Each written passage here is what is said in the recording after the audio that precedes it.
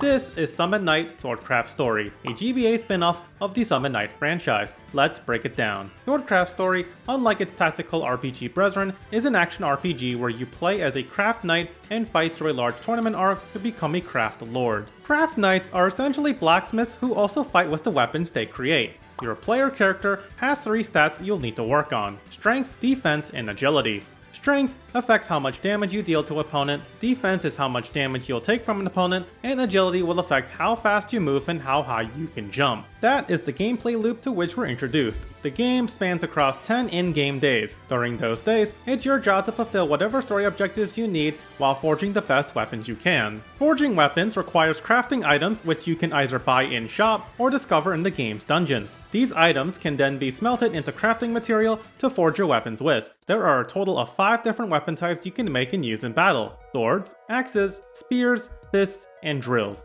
We'll get back to each of them later. Trading weapons requires something known as a technique, which is essentially the blueprints. You can get these each time you create a new technique you obtain from your mentor. When you make a new weapon, it'll require a certain amount of material. Sometimes you'll even discover new weapons later on by using something known as mystic ore. Weapons have the following stats: attack, defense, agility, durability, and TEC. The first 3 will be added to your character's respective stats, while the other 2 pertain mostly to the weapon itself. In this game, your weapons have their own bit of health meter, which is its durability. Whenever you deal an attack or block with your weapon, you'll lose an amount of durability. When it reaches 0, that weapon is permanently gone.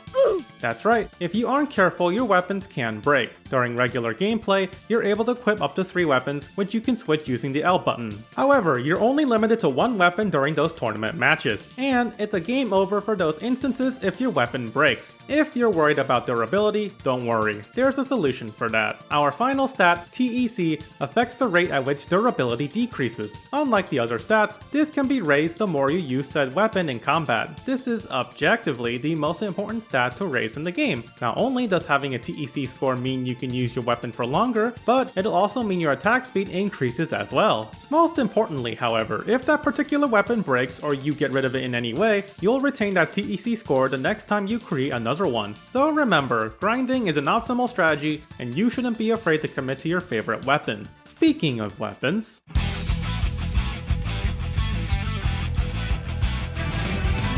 as I've said before, there are 5 different weapon types you can make. Each weapon has its own playstyle with unique actions per button combination. First up are the swords, the most basic and simplest weapon. Unlike the other weapons, you'll gain new techniques naturally as the story progresses. It is the titular name of the game after all. They have a 3-hit combo and are the easiest to use effectively. Their durability isn't the highest, but you'll definitely want a good TEC score. Next up are the axes. These are the big slow weapons that deal much greater damage than all the other weapon types. Making up for the slowness is the fact that it's got one of the best durabilities in the game. They can launch opponents and unleash a stronger attack by holding down the A button. Next up are the spears. Their damage isn't the best, arguably the worst of them all, but they can hit multiple enemies at once and have the best reach. Just like swords, they also have pretty crappy durability. They can hit aerial enemies the easiest, perform a 2-hit combo mid-air, and perform a super thrust attack by holding the A button. After that are the knuckles, by far the fastest weapon type in the game. They can hit a 5-hit combo, have the highest speed and jump,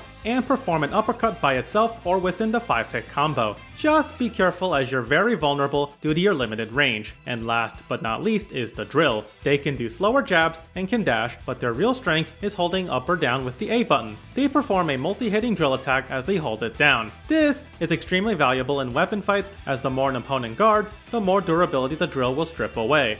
All in all, each weapon provides a playstyle that's sure to fit someone else. Of course, there's more to it than just your favorite weapon. With every craft knight, there's also a guardian beast.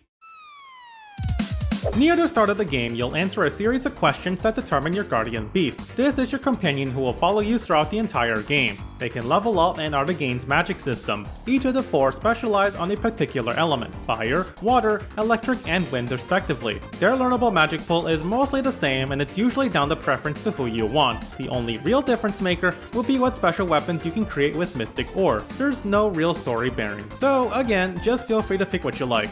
It's also important to bear in mind that the Guardian Beasts have a limited number of uses for their spells and can only cast about 5 in total per battle. Your spell usage will need to recover through rest either in beds or these blue triangles, so be careful when doing so.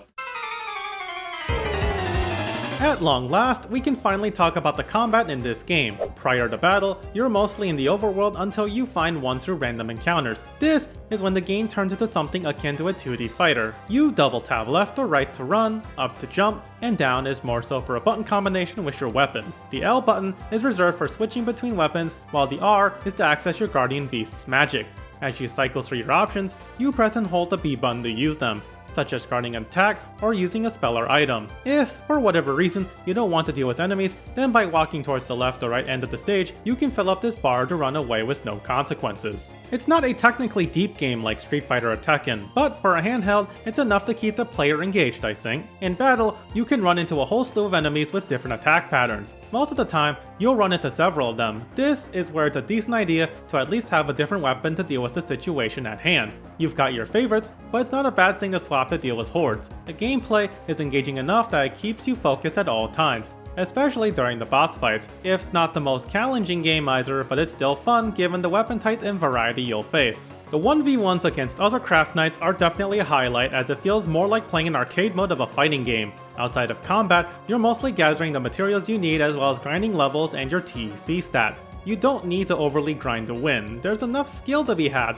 where you can mostly win with that. Granted, your durability can last. The real challenge of the game will come in the weapon you use and how you overcome each enemy. Again, durability can really screw you over later on when enemies start dealing higher amounts of damage. Don't do what I did. Seriously, don't do what I did. You'll thank me for it. I'm not usually one to focus on story too much, especially because the whole idea is to allow you guys to enjoy it without being spoiled. The best I can say is that it's nothing too special. You aren't here for a deep and engaging narrative. I will say that the game was most definitely intended for people to at least be familiar with the Summon Night series. I say this because it'll just casually drop references to locations and lore without really explaining it. It's not required to know any of it for the game, I certainly didn't, but you'll probably get something out of it if you are. Remember, here on this channel, we're all about finding the fun in the game. Sometimes that's narrative and sometimes it's a part of gameplay. I say this, but I should preface that there are flaws. Every game has them. For one, the random encounters start to really grate on you because it feels like it happens so often.